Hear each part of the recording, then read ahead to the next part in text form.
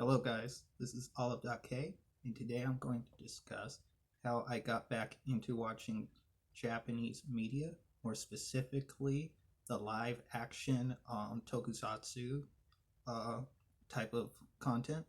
Um, some examples are Godzilla, the Power Rangers, Kamen Rider, and what I'm watching currently, Ultraman.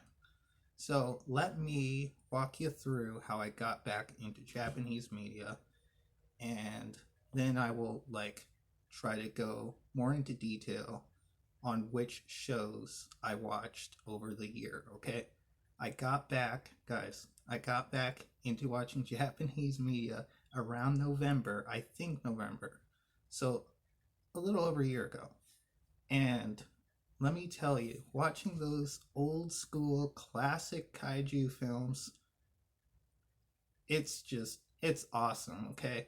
You know, if you have any opportunity to be a child again, to live your childhood life again, even for a moment, you know, do it. That's what I did. That's how I felt when I watched those Godzilla movies. I'll tell you that much. And then I want to kind of bridge this discussion to what I'm currently watching, by the way, just letting you know. So let's get back. So I was watching Godzilla movies, right? And there's a very particular Godzilla movie I want to show you an image of, okay? This is what really opened my eyes to the whole Ultraman. Here, let me grab the laptop thingy. I don't have the equipment to just tab in an image on the video, so I'm just going to grab this and show you. Watch this.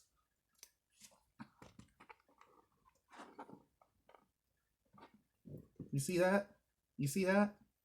That's Jet Jaguar. Jet Jaguar. Okay, one moment. My friends, that is a side character from a Godzilla movie, okay? That is a supporting character. Wait. Oh my god. I almost killed my...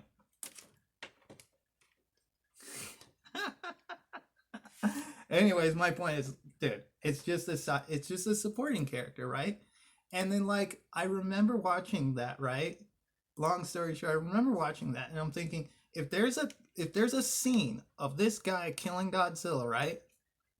I'm giving up on Godzilla movies. I said that in my head. I said that in my head when I first saw this. There better not be a scene of him killing the big G. Okay, power's back. I plugged the power back into the Chromebook thingy. Anyways, yeah, so that's how I initially found out about the Ultraman. It's weird though, because from what I've noticed when I watch these Tokusatsu shows, I get this weird sense of nostalgia, even though I didn't grow up with a lot of this stuff, you know? So at the time, let's bring the whole timeline a little further. Let's say around February, I started to check out the... One second. I started to check out Super Sentai. Now, Super Sentai in English is basically Power Rangers, or no, it's Super Team, but just it's Power Rangers. For us Americans, it's Power Rangers. For the Japanese, it's Super Sentai, I believe, right? So, which one did I watch? Because I don't know if you guys know, but these shows have been going on for 50 plus years, right? Which I didn't know going into the Japanese version of the Power Rangers, right? The particular Power Ranger show that I watched, right? If you want to know, I only had enough time to watch one season. It was the Gosai Sentai Dai Rangers? Or Sentai Dai Rangers, let me see. Gosai Sentai Dai Rangers. Yes, I record my videos like they're live streams. Yes, I was right. Gosai Sentai Dai Rangers. That's right. That's right, guys. I watched a whole ass season of Power Rangers. Oh yeah. And then I love that. Let me go into a little bit more detail on the Power Rangers before I move on. So I loved the Power Rangers growing up, okay? Guys, you know what I'm talking about. Anyways, the Japanese version of the Power Rangers, right? It hits different. I'm looking at the costumes right now, guys. Anyways, back to me. Back to me. Eyes on me. I'm the content. Okay, so yeah, the Gosei Sentai Rangers, man, it hits so different. It has this mysticism about it that feels super legitimate, right? If that makes sense. And maybe it's because I'm watching a Power Ranger show that was made in the 80s. Because, if you watch shows in certain eras, they hit different, right? They have that different feeling depending on the era, right? Maybe it's that. But when I watched this show for the first time, right? Because the I'm gonna use the English terms, by the way, just a heads up. So if I get anything slightly off, feel free to help me out, okay? So they're Megazords, or they're giant robots, right, guys? They they're very similar to the Mighty Morphin Power Rangers. In fact, if I don't recall, I think I recall correctly. Again, tell me if I'm wrong here, but I think that the mechs from the Gosei Sentai Rangers, they're the same. They're the exact same. In fact, I think someone even told me that every scene of the Mighty Morphin Power Rangers with the characters' suits on, right, and the robot fights are straight from the Japanese version. All of the scenes with the characters out of the suits was the American side of the Mighty Morphin Power Rangers. If that's true, right? That's pretty neat. It's pretty neat to know. I mean, as an adult, right? I wouldn't have noticed as a kid that, they were just taking stock footage from a Japanese show and then pasting it onto a brand new show with an American, little American flavoring, right? And so, what I want to also point out is that going back to Japanese superheroes um, made me question certain tropes that aren't present in other superheroes, right? Like, I'm okay. Transformation sequences, right? All right. Signature abilities, right? Okay. What else? Team up attacks. Team up attacks, right? Right. I mean, training. I was gonna say training, but no, not really. That's usually a trope in a lot of shows. But the first few things I mentioned, right? Signature abilities, transformation sequences, right? Honestly, the visuals, the visuals, if you're into that. But that's me, right? So let me move on from the Power Rangers. Okay, let's move on from the Power Rangers.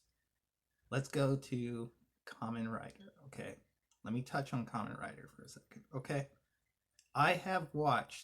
in fact, I've watched several Kamen Rider shows. I will just touch on two that I like. Okay, just two. I mentioned the Gosei Sentai Rangers. Check that out. Look up the intro, by the way. I forgot to mention. Anything I mention here, look up the intro. So let's go back to the Kamen Rider discussion. Okay, so here it goes. I highly, highly recommend you check out the original Showa era Kamen Rider. It has a theme to it that I think would be very fun to watch.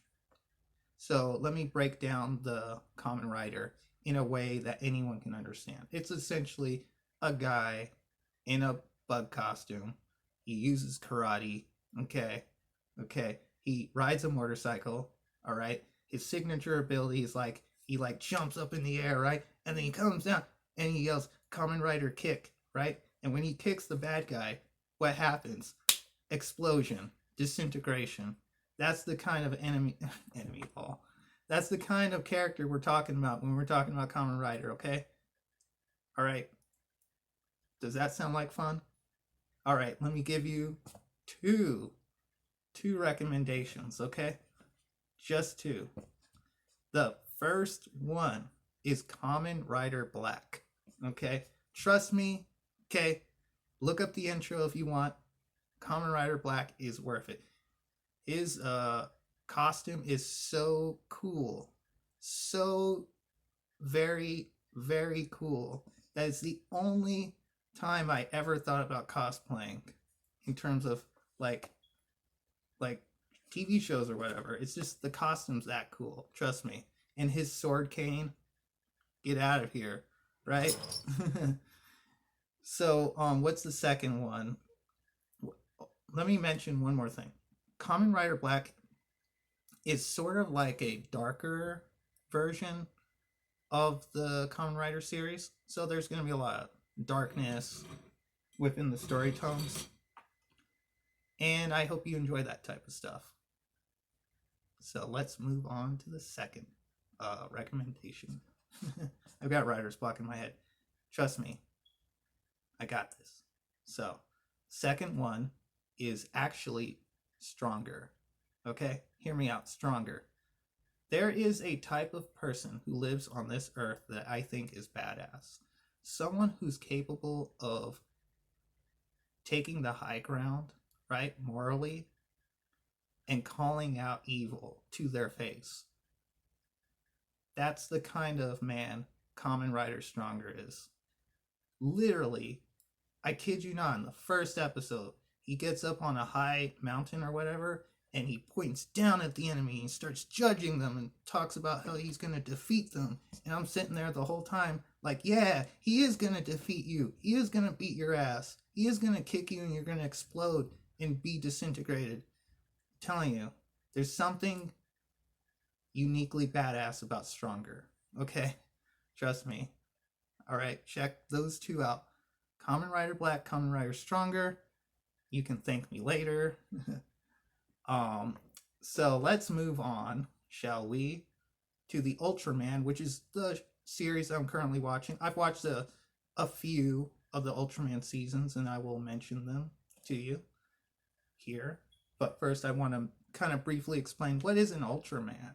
I know, if you don't exactly know what an Ultraman is, it's hard to visualize. But if you remember when I showed you that Jet Jaguar, it's basically similar to him, like a humanoid-sized creature, the size of a building, and he comes from outer space, and he just likes saving us human beings for some reason. And there's a couple of tropes that you need to keep an eye out for when you watch an Ultraman, okay? An Ultraman show. You need to keep an eye out for the humans. Typically, the supporting human characters in an Ultraman show are part of like a specialized team.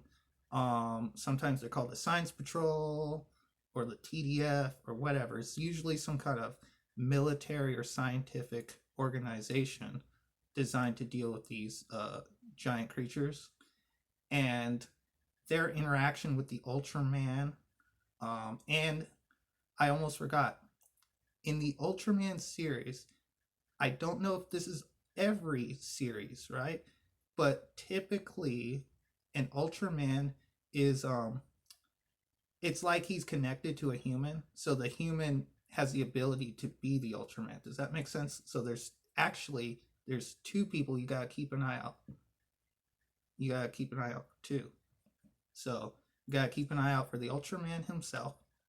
Of course, he's the star of the show. You gotta keep an eye out for the host, because the host becomes the Ultraman. And then the side characters, of course, like I told you earlier, there will be a team of side supporting characters. Basically a military scientific group, like I said. What's another trope of an Ultraman? Okay, kaiju attacks. Literally, just they're always dealing with kaiju attacks. So if you love giant monsters, You love live action, right? You love signature abilities, right? You love your favorite character yelling his attack, then check out Ultraman. I have some recommendations for you in terms of Ultraman, including one that is currently making episodes right now as we speak. So let me start with the one show I watched first, okay? I watched Taro, Ultraman Taro. And let me tell you something about that show, okay? In my humble opinion, whoever made that TV show was on drugs, okay? Whoever made Taro was on like some kind of drug that I can't imagine. Just, it's so trippy, it's so insane.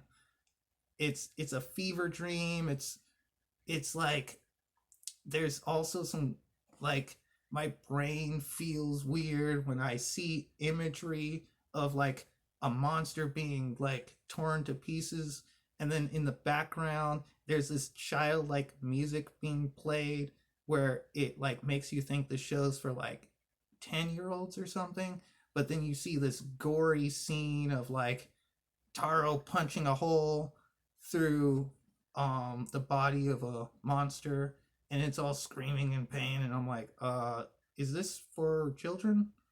Do I need an adult? You know? So there's Taro. I recommend you check out Ultraman Taro if you don't mind the more wackier side of Ultraman. Okay? It is very wacky, it's very trippy, okay? And there's that. So excuse me. So what's another recommendation I have for you? Okay, I got one for you. Let me pick a more modern Ultraman for you to check out. Orb. O-R-B. Ultraman Orb. He is just, in my opinion, he's the full package. He's the full package. Okay? Remember that host I told you about? The host of Orb is that cool. He is that badass. His name, and I hope I don't butcher this, Guy Kurenai, and the Ultraman Orb himself. Let me try to explain it without spoiling the show. Essentially, he uses ability, or he has the ability. Sorry, one second. Blocked nose. Let me explain it in an easy way. So essentially, he can take different Ultramen from the past and use their abilities, right? He takes those Ultramen, he combines them together, he creates a new form, he gets those abilities from the other Ultramen, okay? So, like, Ultraman and Ultraman Tiga, you know, then you create Orb. So there you go. Long story short, he likes to combine the essences of other Ultramen to empower himself and create different forms. Those various forms, I'm trying not to get into detail because that shows it's actually recent. Not recent in terms of this year, but in the past decade, I want to say. So, I highly recommend you check out Orb. Orb's worth it. There's something very magical about watching that show. Even the outro when he walks off into the sunset, so magical. Okay, that harmonica solo, that's legendary. All right, let me talk about Ultraman movies before I tell you the show that's currently airing, if you don't know this already. So here it goes. I have watched a fair amount of the movies, okay? In fact, the first one I still remember, right? It's called the Superior Eight Brothers. If I get the name, let me find the name. The full name is insane, but it's essentially called the Superior Eight Brothers, right? And basically, it's a movie where you get to see 8 Ultramen on screen. Now that, from my understanding, is not normal. You don't see more than 2 Ultramen on screen at any given time. So when you see like 8 of them, it's just like it hits so much harder. Okay. And like, I'm purposely being like, I'm purposely not being in depth with characters in these shows because I want you to check it out yourself. But what I will say, okay, here is I recommend you check out the movies first, okay? I think in terms of how much time you have in life, if you're a very busy person, you're a very busy person, you don't have a lot of time to watch media, you want something just to check out to see if you're into it, check out the movies before you watch the TV shows. At least for the Ultraman. That's my recommendation to you for two reasons. One, um, you're not going to feel as lost. Two, the story is self-contained, so you won't feel like you're missing out. And then three, one second. There you go. And three, there are plenty of free options to watch those movies on YouTube, on what is it called? Tubi. I think Tubi is the yeah, it's called Tubi. That's the main app I use to watch some of the Ultraman shows. And then I want to leave this with you before I do my little outro or whatever. The current show that's airing right now is called Blazar. Blazar, Ultraman. Blazar. And if you want me to tell you how many episodes there are currently, because it's still airing, I will tell you that. And if you are interested, feel free to go onto YouTube and look up Ultraman Blazar and look for the first episode and, enjoy it. So let's see here. I just want to see how many episodes there are and let you know. So you can get an idea of how new the series is, right? 18. There are 18 episodes currently. Let's see.